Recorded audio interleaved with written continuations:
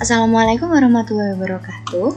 Bagaimana kabarnya teman-teman? Semoga kita semua tetap berada di lindungan Allah Subhanahu wa taala.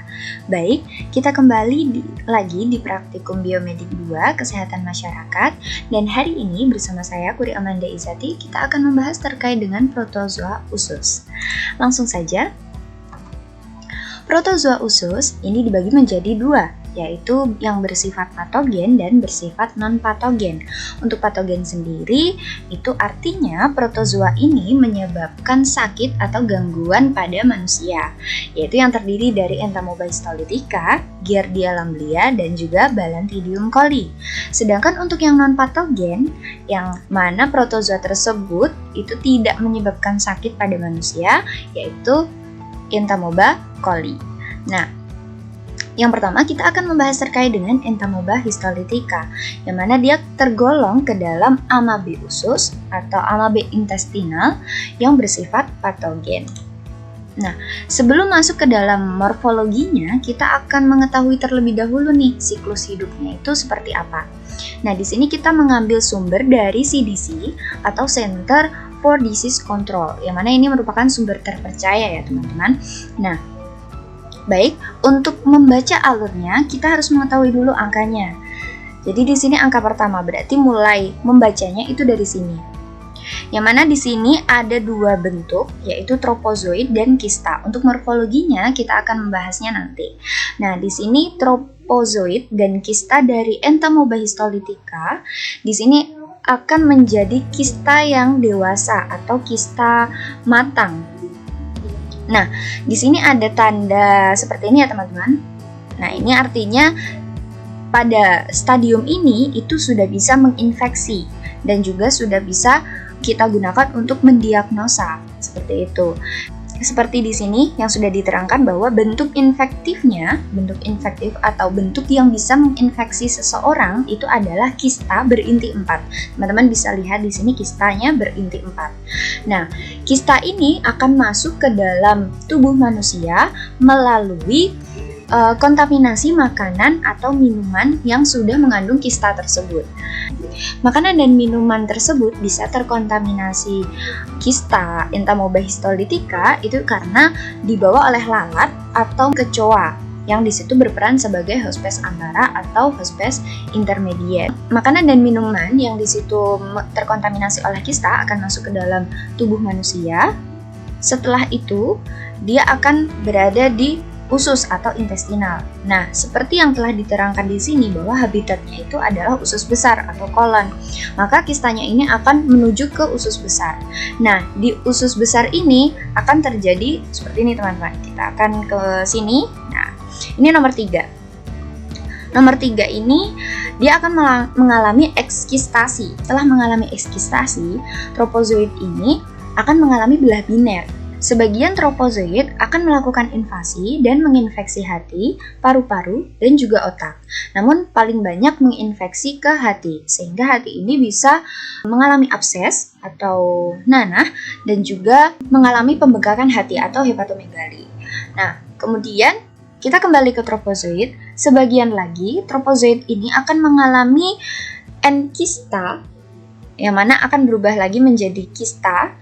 Dan dia akan mengalami pematangan kista. Pada tahap ini bisa keluar dari tubuh manusia bersama feses atau tinja seperti itu. Tinja ini bisa membawa dalam bentuk infektif kista ataupun dalam bentuk tropozoid. Kita sekarang beralih ke sini, di mana ini hospes definitifnya adalah manusia, hospes antara atau intermediate-nya adalah lalat atau kecoa, yang mana mereka berperan sebagai vektor mekanik dari bentuk infektif tersebut. Dan habitatnya, seperti yang sudah dijelaskan, adalah usus besar atau kolon. Bentuk infektifnya adalah kista berinti 4. Nah, oke teman-teman. Di sini, teman-teman harus bisa memahami apa perbedaan hospes definitif, hospes antara atau intermediate, dan nanti akan ada hospes reservoir. Nah, hospes definitif ini itu hanya terjadi pada manusia, yang mana parasit itu mengalami perkembangbiakan menjadi dewasa dan bereproduksi secara seksual di dalam tubuh manusia. atau di dalam tubuh hospes tersebut. Sedangkan untuk hospes antara atau intermediate, dia tidak mengalami perkembangbiakan, dia tidak bereproduksi secara seksual di dalam tubuh hospes tersebut. Jadi dia hanya mengantarkan saja, bahasanya ya numpang gitu. Nah, sedangkan untuk hospes reservoir itu menjadi tempat bereproduksi secara seksual, namun ini hanya terjadi pada binatang saja. Jadi kalau manusia itu disebutnya hospes definitif, kalau binatang itu disebutnya hospes reservoir. Tetapi tidak menutup kemungkinan juga binatang menjadi hospes definitif. Itu tergantung dari parasit atau mikrobanya. Kemudian kita beralih ke morfologi.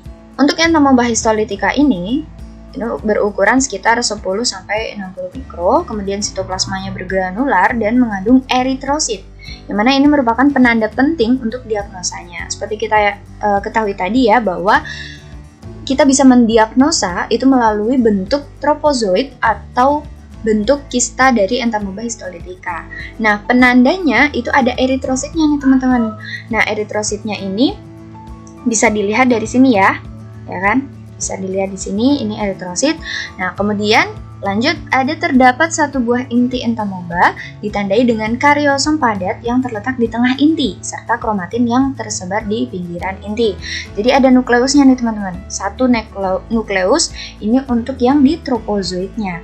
Ini adalah kariosom padatnya ya, terletak di tengah ya. Kemudian di sini pinggir-pinggirnya ini adalah kromatin ya, di pinggiran inti. Jadi dia tegas gitu ya, bisa kelihatan banget gitu yang mana yang nukleus dan mana yang bukan nukleus seperti itu.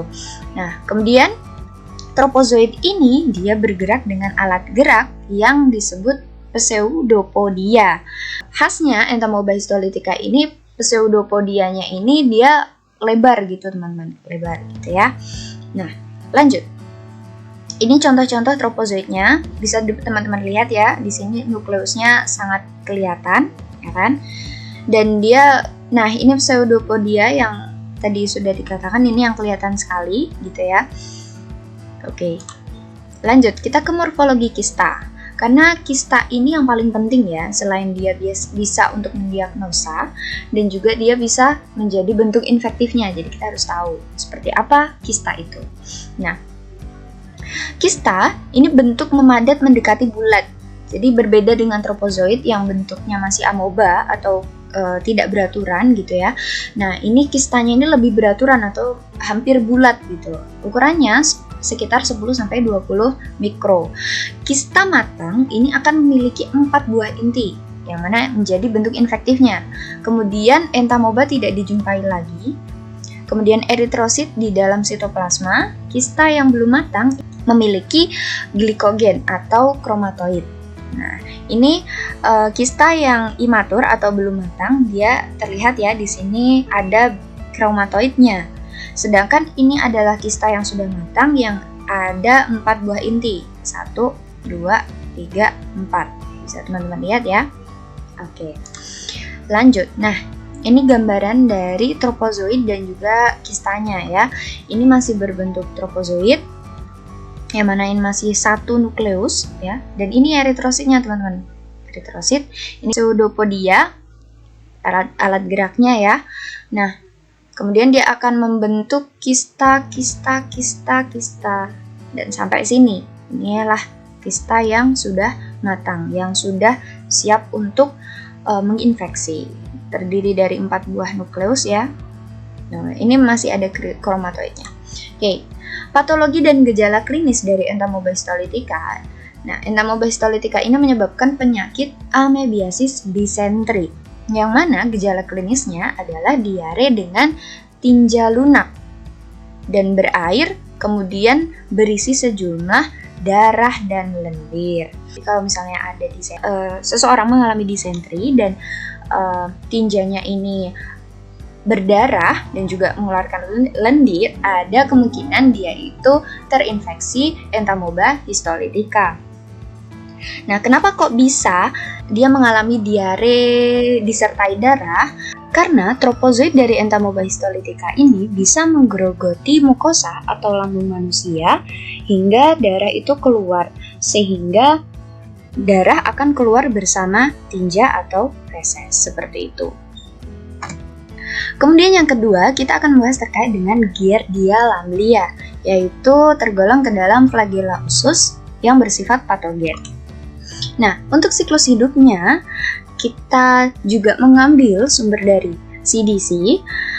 Kita lihat di sini yang angka 1 bahwa stage pertama itu dari tropozoid maupun kista, sama seperti Entamoeba histolytica.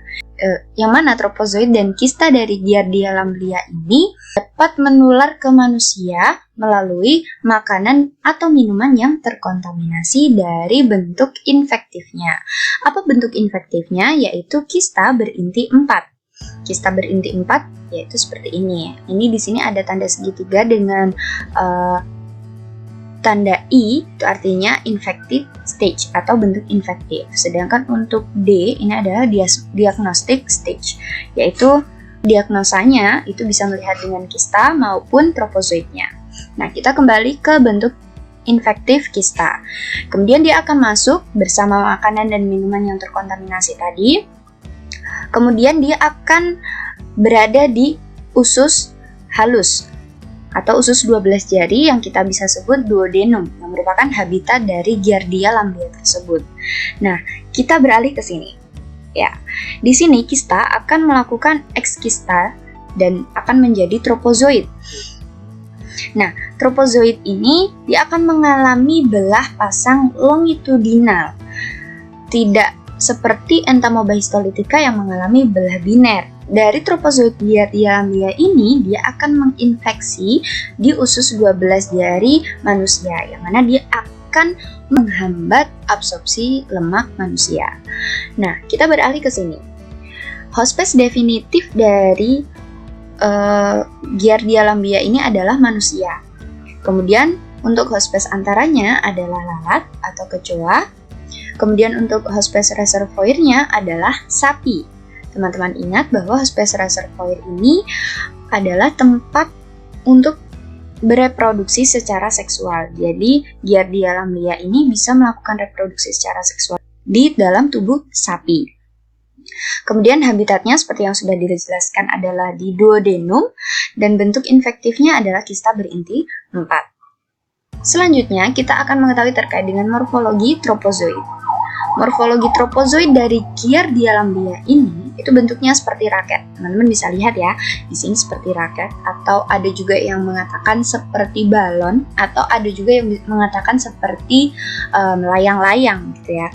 Nah, ini tropozoid Giardia ini adalah yang paling khas di antara tropozoid protozoa usus yang lain.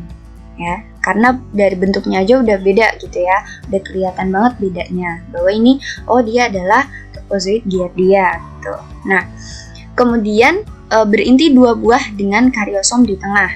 Nah, ini nukleusnya ada di bagian atas ya teman-teman, ada di bagian atas. Nah, ini seperti mata gitu ya, seperti mata, dan dia memiliki kariosom di tengah gitu. Nah, dan dia juga memiliki alat gerak, sama nih seperti Entamoeba histolytica. Tapi kalau Giardia lamblia ini memiliki alat gerak yaitu flagel. Ini ya teman-teman, ada 8 flagel atau 4 pasang flagel. Ini kayak yang rambut ini ya teman-teman, 1, kemudian 2, 3, dan 4. Nah, ini yang mana dia ketika bergeraknya itu dia akan bergerak seperti daun jatuh. Jadi ya teman-teman bisa tahu lah ya daun jatuh itu seperti apa gitu. Dan alat geraknya itu menggunakan flagel seperti itu. Lanjut, untuk morfologi kistanya ini bentuknya oval, bukan bulat ya, dan ukurannya itu 8-10 mikro. Kemudian dia memiliki inti 4 buah juga. Nah, di dalam ektoplasmanya itu terdapat aksostil dan sisa flagel. Jadi flagel yang tadi menyerabut keluar ini masuk ke dalam seperti itu, dan itu hanya tinggal sisa-sisanya aja gitu. Seperti yang ada di gambar ini, teman-teman bisa lihat ini ada 4 buah nukleus atau inti. Kemudian di sini juga ada parabasal. Ini dinding kista Ya, dinding kista dan dia berbentuk oval. Ini juga sama teman-teman, kista dari Giardia lamblia berbentuk oval, kemudian ada nukleusnya, kemudian ada sisa-sisa flagel. Oke. Nah, patologi dan gejala klinisnya, Giardia lamblia ini menyebabkan penyakit giardiasis, yang mana gejala klinisnya adalah diare berlemak atau diare dengan lemak yang disebut dengan steatore. Nah, warna tinjanya ini pucat, kemudian putih kekuningan seperti dempul.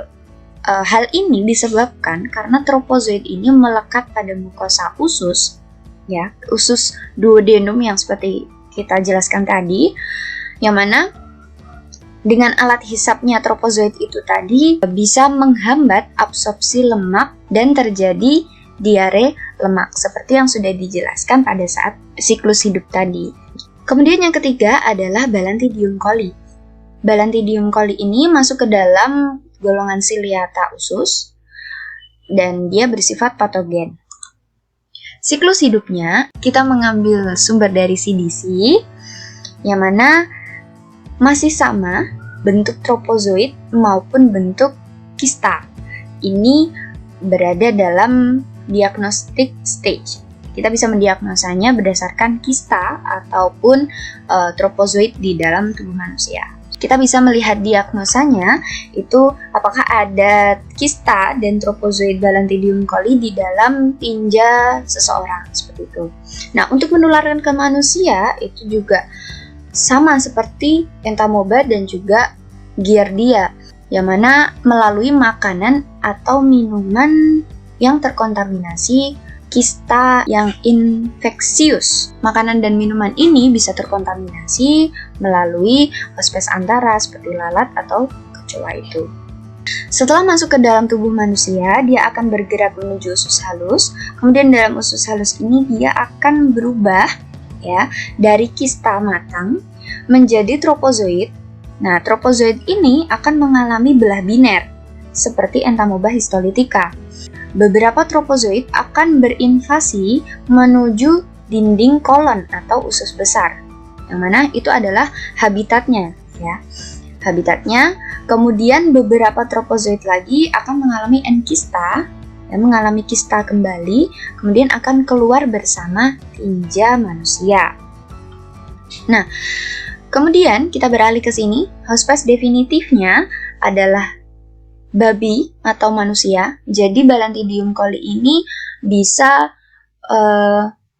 menginfeksi babi dan juga manusia ya. Kemudian untuk hospes antaranya sama, yaitu lalat atau kecoa. Kemudian hospes reservoirnya adalah babi. Nah, kemudian kita lanjut ke morfologi tropozoidnya. Morfologi tropozoid dari Balantidium coli ini cenderung berbentuk oval seperti kantong. Dan dia kurang lebih sekitar 60 mikro. Anteriornya tajam, posteriornya bulat. Anterior ini adalah bagian depan atau bagian yang lebih dekat dengan depan. Sedangkan untuk posterior ini adalah bagian yang belakang atau bagian lebih dekat dengan belakang, seperti itu. Jadi bagian depannya ini tajam, sedangkan bagian belakangnya ini bulat, seperti itu.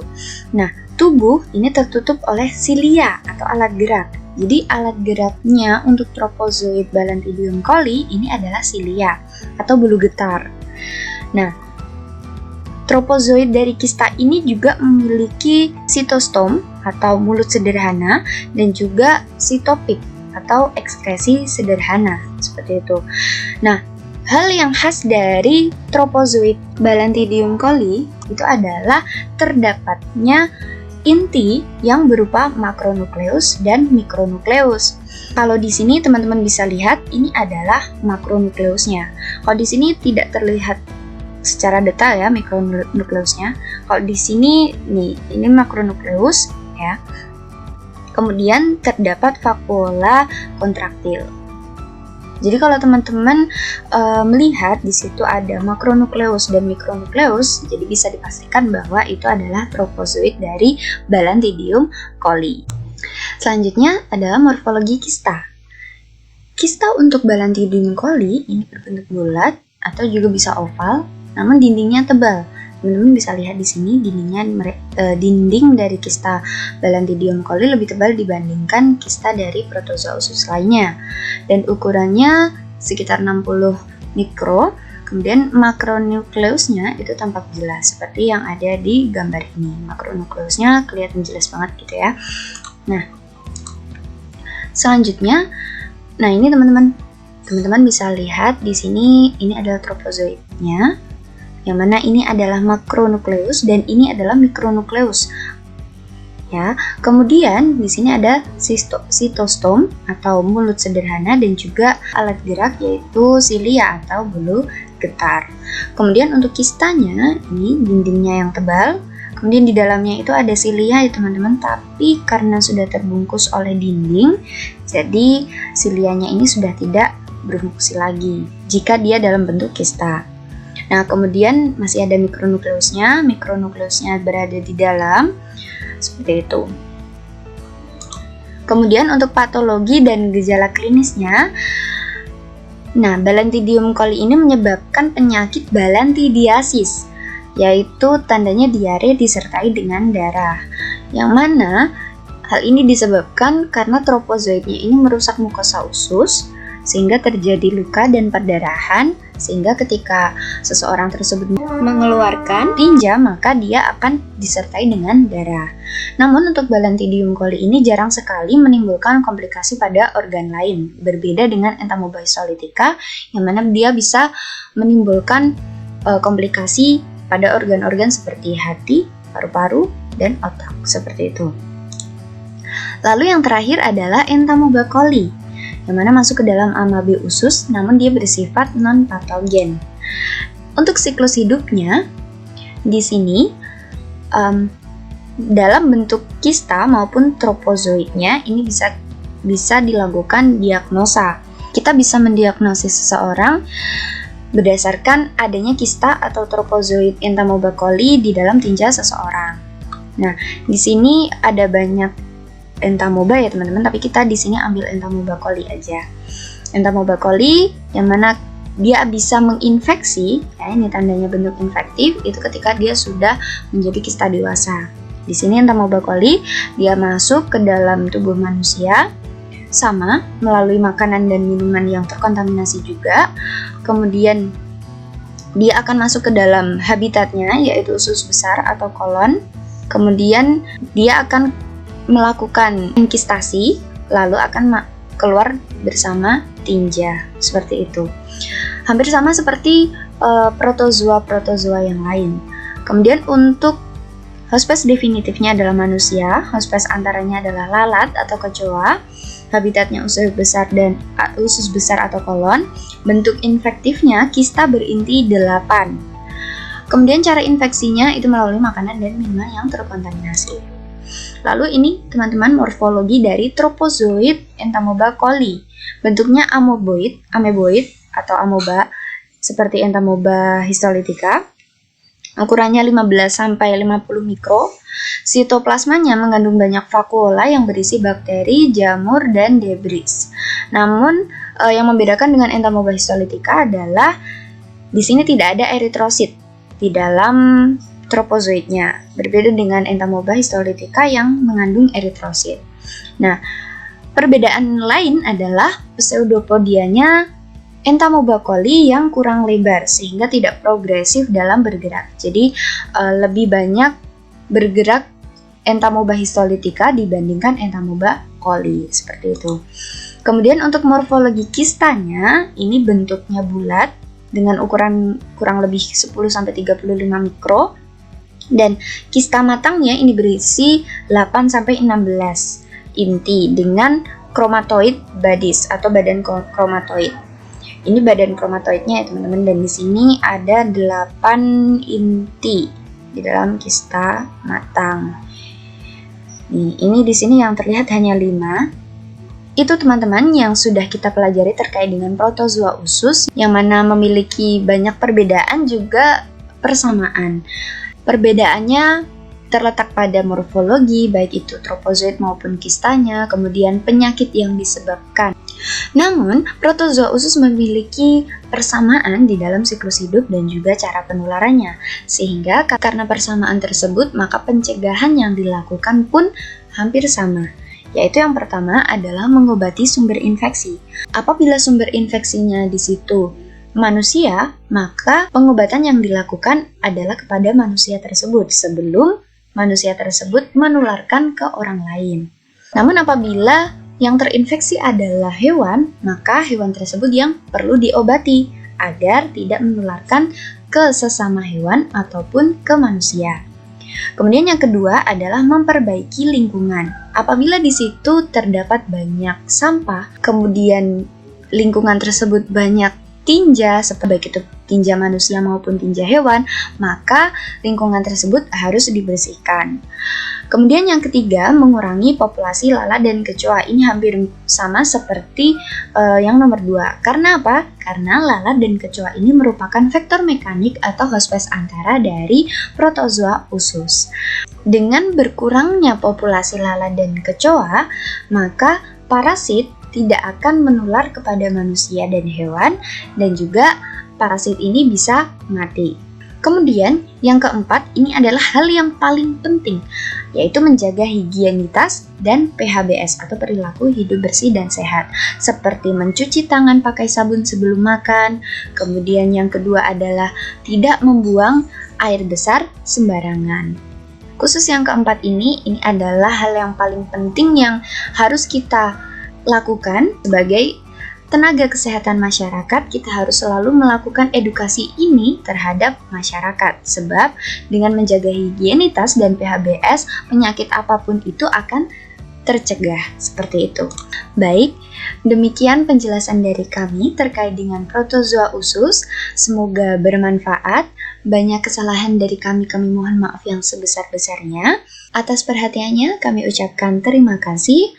Akhir qouli hadza, wassalamualaikum warahmatullahi wabarakatuh.